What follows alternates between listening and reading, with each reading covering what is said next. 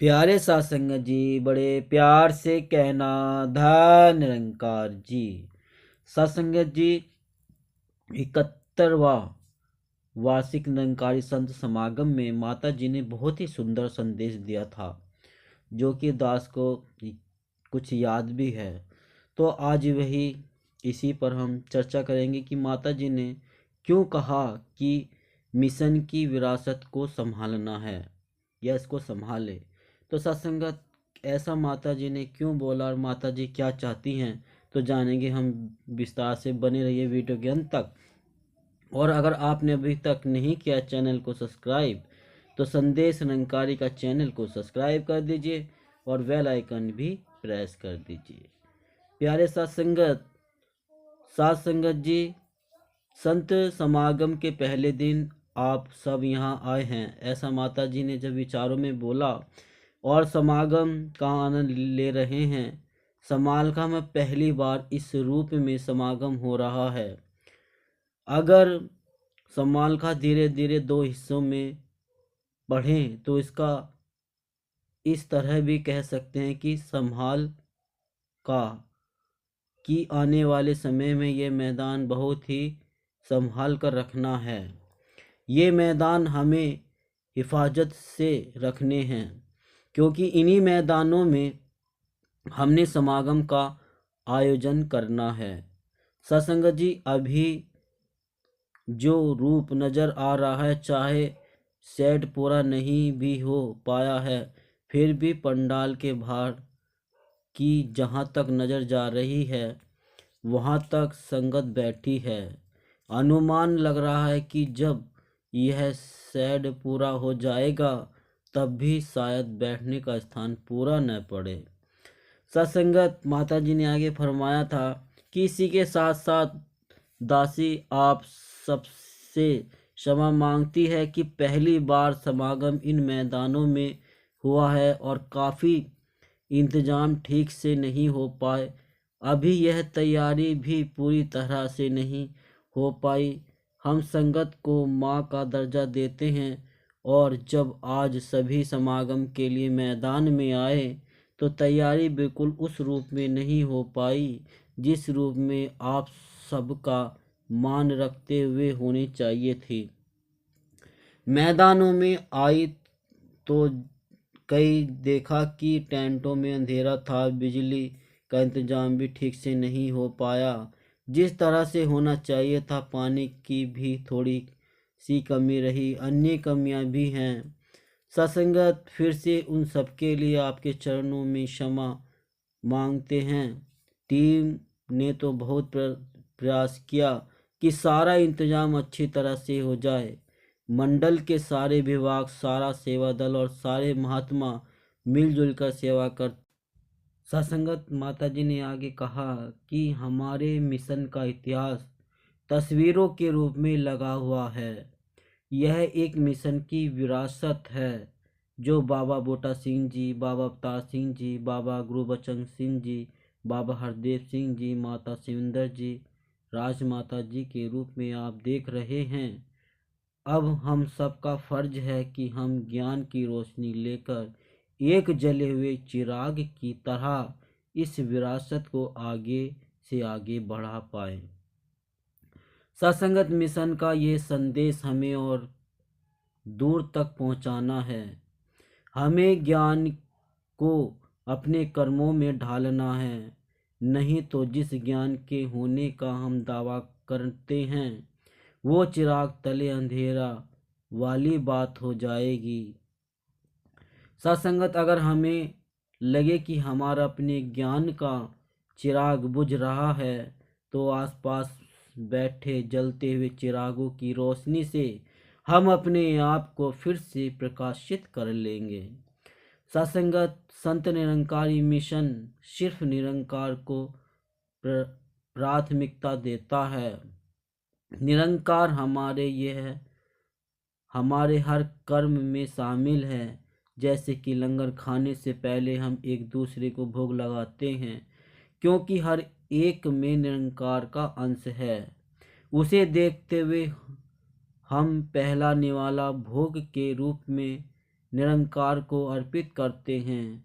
इसी तरह हम जो अरदास करते हैं उसमें भी निरंकार का एहसास रखते हुए कि निरंकार उपस्थित है, हर समय हमारे साथ है। इसके लिए यह जरूरी नहीं कि हमें सिर्फ गुरु के आगे ही अपनी अरदास रखनी है। हम किसी भी महात्मा में निरंकार का अंश देखकर उनके चरणों में भी अगर अरदास कर दें तो वो भी पूरी होती है। हम एक दूसरे के चरणों में धन निरंकार अरदास धन निरंकार करते हैं, वह भी अपने अहंकार का त्याग कर निरंकार का ही एहसास करते हुए झुकते हैं। हमारे मिशन की जो शिक्षाएं हैं उन्हें निरंकार का एहसास करते हुए अपने जीवन में ढालना है, फिर यही हमारे संस्कार बन जाते हैं।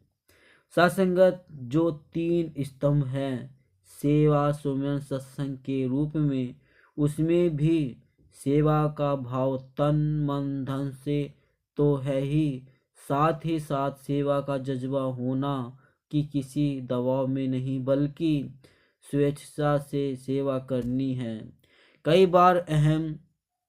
बार हम शारीरिक रूप में सेवा नहीं भी कर पाते, लेकिन सत्संगत मन में अगर सेवा का भाव है तो वह भी प्रमाण होता है। प्यारे सत्संगत, सत्संग को भी हम एक रस्म की तरह न माने। जब हम सत्संग में आए हैं तो वक्ता क्या बोल रहे हैं, उनके बोलने के पीछे क्या भाव है, हम यह भी समझे। यह न देखे कि वह वक्ता अपने शब्दों पर पूरा उतर भी रहा है कि नहीं, बल्कि उस समय जो सीख मिल रही है उस सीख को ग्रहण करें। हम यह भी देखें कि सत्संग में आए हैं तो क्या सिर्फ अपने मोबाइल फ़ोन में व्यस्त हैं, क्या हम मोबाइल फ़ोन पर तस्वीरें ही खींचते चले जा रहे हैं और वाक्यों का ध्यान भी भटका रहे हैं, या फिर हम ध्यान से सुन भी रहे हैं। सत्संगत माता जी ने बहुत ही सुंदर आगे बोला, क्या हम सत्संग के समय मर्यादा और अनुशासन का पालन कर रहे हैं, नमस्कार की पंक्तियों में एक बार ही आ रहे हैं या बार बार आ रहे हैं। बार बार आना तो बिल्कुल ही शोभा नहीं देता, नमस्कार तो एक बार में कबूल हो जाती है। सत्संग में समय की पाबंदी है, उसका भी ध्यान रखें, निश्चित समय में संगत का आनंद ले। सत्संगत पिछले वर्ष की ही बात है कि Sant Nirankari charitable foundation SNCF का नेत्रदान शिविर लगा हुआ था। वहाँ एक महात्मा ने कहा कि आप मेरी आंखें अभी ले लीजिए। कहा आंखें दान करनी है मुझे बताए। महापुरुषों ने समझाया कि यह तो सिर्फ एक फॉर्म है जिसे आपने भरना है। जब इस शरीर की यात्रा पूर्ण हो जाएगी उसके बाद आप अपना नेत्रदान कर सकते हैं। उस महात्मा ने सेवा भाव में हुक्म का पालन करते हुए अपना ऐसा जज्बा दिखाया कि आप मेरी आंखें अभी ही ले लीजिए, क्योंकि पता नहीं जब मेरा शरीर जाए उस समय मेरे बच्चे या परिवार वाले कोई आपत्ति न कर दें, फिर मैं नेत्रदान नहीं कर पाऊंगा। इसलिए आप अभी ले लीजिए। इस बात के पीछे उनका भाव देखा कि महात्मा गुरु के आदेश व मर्यादा का पालन करते हैं। ऐसे महात्मा की अवस्था बहुत ऊंची होती है। बचपन से ही त्रिवेणी का जो रूप बाबा जी, माता जी और राजमाता जी की उपस्थिति में बनता था, वो यहाँ संगत निरंकार और आप सब में त्रिवेणी नजर आ रही है। निरंकार हम सब पर ऐसी कृपा हमेशा बनाए रखे कि पल पल निरंकार को अपने अंग संग मानते हुए हमारा जीवन व्यतीत हो, और जो सिखलाई हमें संगत से मिली है वह हमारे व्यवहार में झलके। सत्संगत जी, माता जी ने यह अपने विचारों में बात बोली तो दास ने आपसे शेयर की, क्योंकि सत्संगत एक दूसरे को शेयर करके हमारा ज्ञान बढ़ता है और हम भक्ति की श्रेणी में भी रहते हैं। तो आइए सत्संगत, अगर हमें कुछ शिक्षा मिली है और माता जी के विचार अच्छे लगे तो हम कमेंट कर सकते हैं और सभी महापुरुषों को भी ये वीडियो शेयर कर सकते हैं। सत्संगत, अगर आपने अभी तक नहीं किया है चैनल को सब्सक्राइब, तो संदेश निरंकारी का चैनल को सब्सक्राइब कर दीजिए और बेल आइकन भी प्रेस कर दीजिए, ताकि कोई जब भी वीडियो अपलोड हो वो आप तक पहुंच जाए और आप उसको सुनकर आनंद उठा पाए। तो सत्संगत, प्यार से कहना, धन निरंकार जी।